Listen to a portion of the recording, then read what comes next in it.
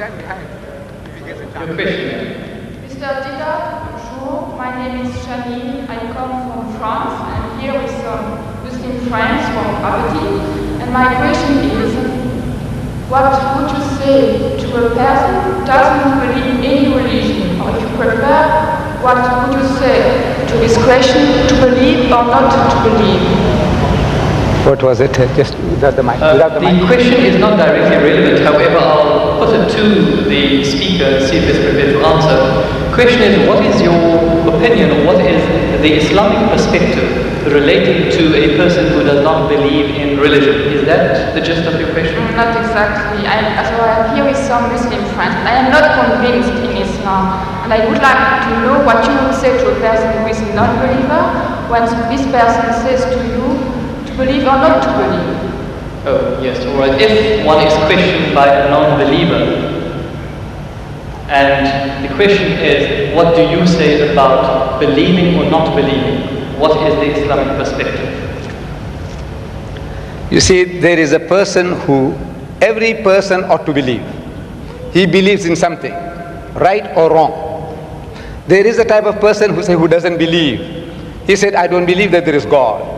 He says, I'm an atheist. Or the guy says, I'm an agnostic. Now, each and every one, according to religion, whether any religion, you ought to believe. You ought to believe.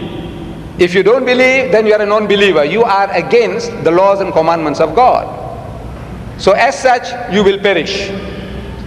That person who says there is no God, he is going to perish. The one who says I don't care whether there is or there isn't, he is going to perish. Or you have the wrong concept of God, also you will be punished according to your understanding, your capacity, your opportunities.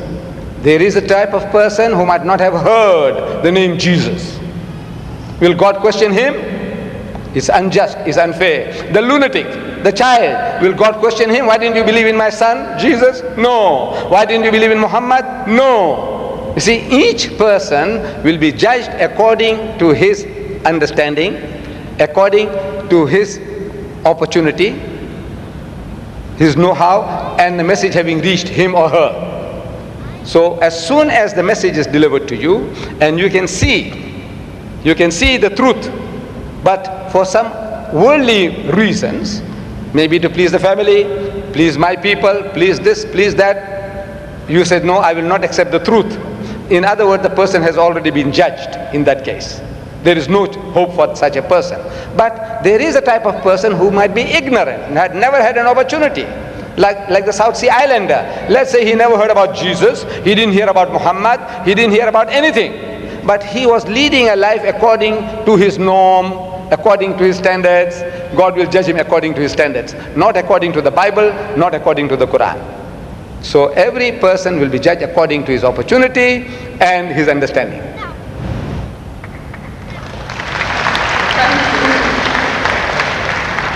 Yes, sir. Mr. Deedat, you've been telling us, Mr. Deedat, you've been telling in your speech today about the contradictions of the Bible. That's very good. Secondly, you were saying about the fact that the Bible hasn't lived up to its contents. That's fine as well. That's one side of the story, but can you scientifically show some facts from the Quran to show that the Quran is a revelation from God, please? That will be ideal for the Muslims and the non-Muslim brothers. Yes. You see, there are so many things in the Quran which lends itself to scientific discoveries and proving of creation. For example, you see, if you meet one of these young men or learned people, those who say that there is no God, it's one of the answers to the previous question. Now it depends on the type of person that you are meeting. You can use the type of facts that you have at your disposal. You meet a man of learning, a doctor, a professor of astronomy, biology or whatever, and yet he says that there is no God.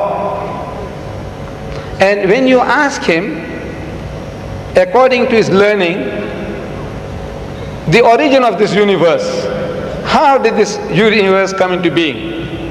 And that person will postulate, he's going to start explaining to you that you see millions and millions of years ago, billions of years ago, this universe was one piece. And there was a big bang. And out of that big bang, that explosion, this universe came into being and things started moving in space, and they have been ever since moving at a regular pace. So that type of a person, we might ask, he says, now, where did you get this idea from? When did you learn this about the Big Bang? He said, no, yesterday. Because 50 years is yesterday in the history of man. 50 years is only like yesterday. So he discovered that there was a Big Bang according to our astronomers, according to our physicists, and out of that this universe came into being. So he said, you see, an illiterate man in the desert 1,400 years ago, he couldn't have known that, could he? So he says, no, never.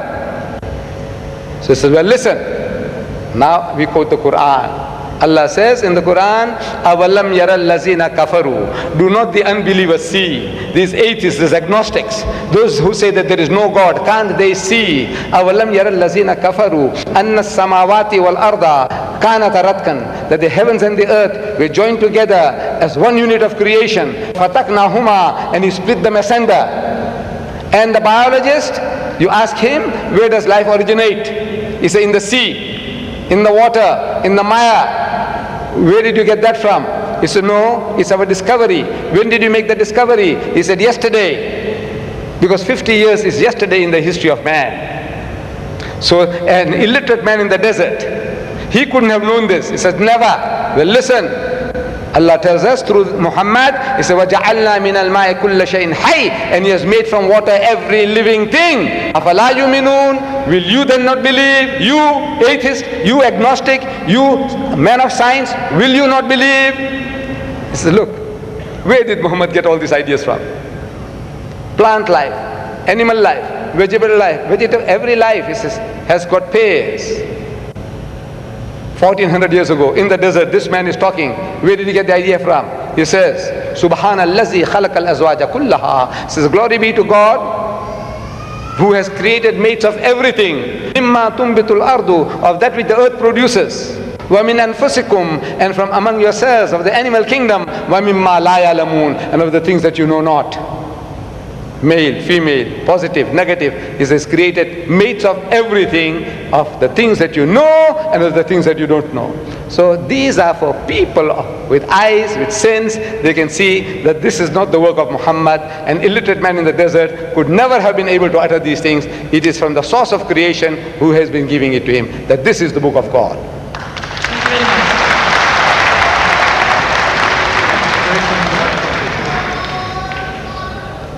Ladies and gentlemen, we unfortunately have just about a minute left of questioning time. All good things have to come to an end, so we can only accommodate one further question. Mr. Deedat, I have impression that my question has been misunderstood. I didn't want to challenge you or to hurt you. I just wanted to ask you for some advice for a person who doesn't believe.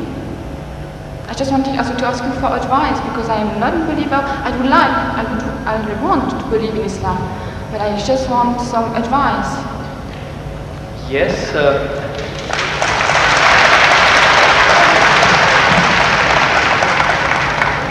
do you not feel that there was sufficient advice? Did you require further advice? Yeah, because I didn't have the impression that my question has been really understood. So you want to know what the bases are, or what the reasons are for a person to actually believe in one God? Which reasons? Which advice would you give to a person who is a non-believer? See, number one, we have to realize that there is a necessity for belief. If you don't believe, you can't move an inch. You can't bat an eyelid. We believe. The very fact that you believe that if you come there, stand before the mic, and when you utter the words will reach me. If you didn't believe, you wouldn't have taken that step. If you didn't believe that you will be visiting this hall and listening to a lecture, you wouldn't have come. So belief is fundamental, is basic to any move that you make. Now, without belief in what? That there is a creator. Number one, that somebody made this machine. Man, woman, he made it. And that this machine is not given without instructions. Every machine carries with it instructions. Never mind how simple that mechanism is, you get instructions. Your washing machine, your hair dryer, your motor car, anything, everything, you need a book of instructions. This most complicated mechanism, the human being, created and left without instructions? Who says no, he has to be given instructions. And God Almighty, we believe that there is a creator, and this creator through his messengers, one of us, he has been conveying those messages to us, directions, instructions to us. Whether those instructions remain in the pristine purity or not, that is something that is now debatable. But the instructions were given, and it is through those instructions alone can man find ethics, can man find morality. Without these instructions, there is no ethics and there is no morality.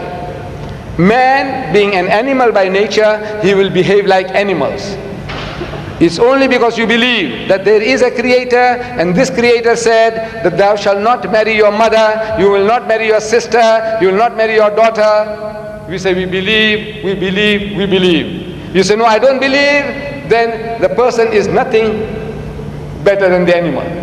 See, the dogs and pigs, the way they behave, he said, well, I behave just the same because I'm an animal also. So you have to believe. But now what are you going to believe? Where is the source of that belief? Instructions which is not contaminated, which is not spoiled. In the origin we say all prophets of God, all messengers of God were divinely ordained. But the messages, because they were not preserved, God sent messengers after messengers. Messengers after messengers. This is his way to rectify his creation. And in that system of sending messengers to mankind, Muhammad was the last, the culminating point in that messengership. And he left with us this book. And if you read this book with an unprejudiced mind, if you haven't got one, I can present one to you if you haven't got it. This is an English translation of that book, the Quran, with an index. Anything that you want to know about God. Open G, God, more than 140 different references.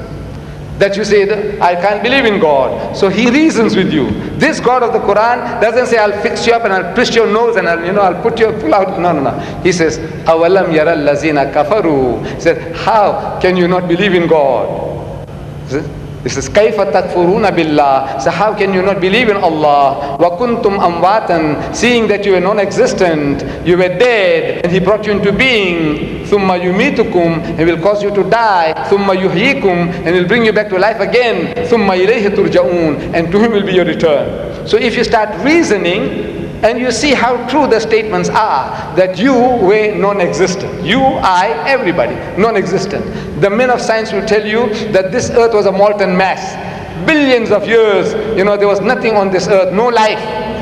The thing was all boiling. And the vapors went up and came down, and the vapors went up and came down, and over a period of millions of years, it started to cool. And then life started to germinate, and so on and so on. So there was a time when mankind was non-existent, and God brought you into being. Very true. And now you're going to die. But that is not the end. There is something we knew, which is other than the body, that real you. Now that real you, which is the driver of this body of yours, will be made to account for your actions.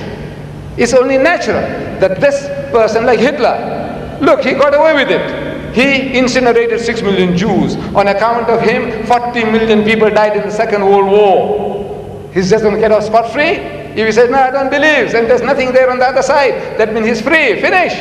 No. He will have to account for his deeds. Everyone will have to account for his or her deeds. It is a natural, sequence of our attitude and behavior. And this book explains all that. If you haven't got one, this book is yours. If you haven't got one.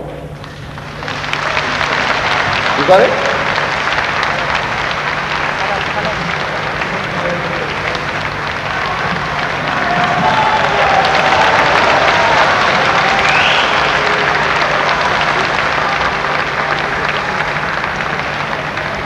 Ladies and gentlemen, unfortunately, all good things have to come to an end. We're at the end of our time span and we cannot accommodate any further questions. Whilst we'd like to become...